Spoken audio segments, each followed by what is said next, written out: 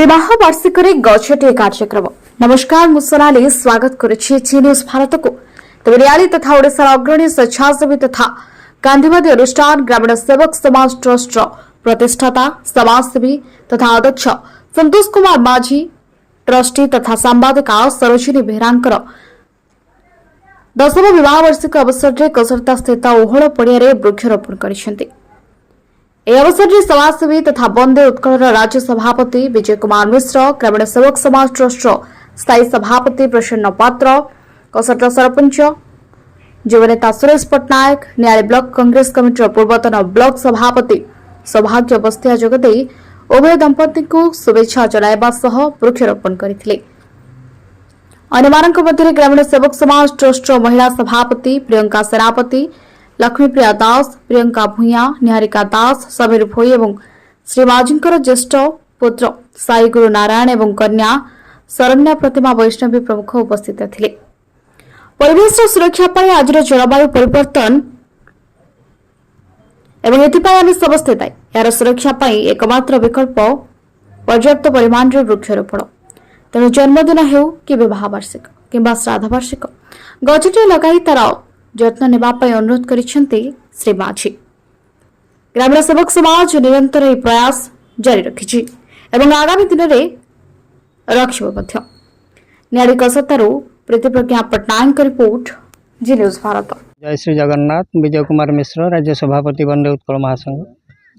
अच्छा, आज जो कार्यक्रम रही कौन रही केमती आज संतोष कुमार माझींकर आज विवाह वार्षिक जो एनिवर्सरी अच्छी से उपलक्षे जो आयोजन करिसेंति वृक्षारोपण कार्यक्रम अति सुंदर कार्यक्रम ये। तेणु तांकर जो दाम्पत्य जीवन आम कामना करूँ सुखमय हो, समृद्धमय हो, आनंदमय हो। आगामी दिन में यही कार्यक्रम को से लोकलोचन को आणतु। समाजर विस्तृत पृष्ठभूमि रे तांकर जो कीर्ति अच्छी जड़े ग्रामीण सेवक समाजर अध्यक्ष भाव में तांकर आहुरी कीर्ति ऊर्धायित हो, यही जगन्नाथ पाखे विनम्र प्रार्थना। मु सुरेश पट्टनायक, सरपंच कसरता ग्राम पंचायत।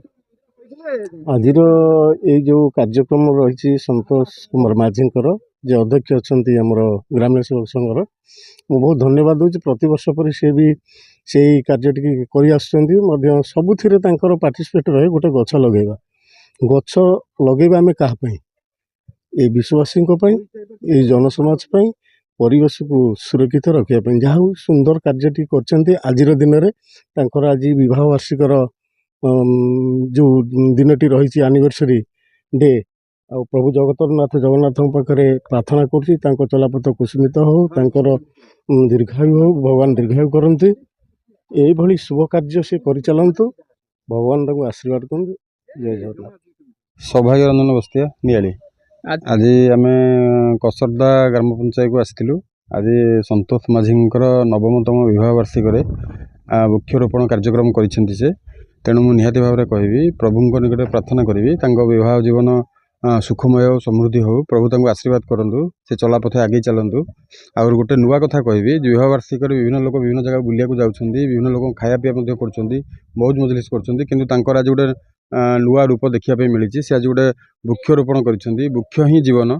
तेणु निहाती भाव में मुझे कहबी नियाली ब्लॉक जेते जनसाधारण जेते युवक अच्छा जेते मुरब्बी लोक अच्छा समस्त आशीर्वाद रहू, चलापथ कुसुमित रहू, परिवार शांति श्रृंखला सहित गति करूँ। तेणु यह मुझे प्रभु प्रार्थना करी जे निश्चिंत भाव में से आगामी दिन में चलापथ कुसुमित हो। मो ना सरोजिनी बेहरा, मो स्वामी ना है संतोष कुमार माझी। आज है आम मैरेज एनिवर्सरी। सब वर्ष आम गछ लगाऊ, ए वर्ष भी गछ लगेचु।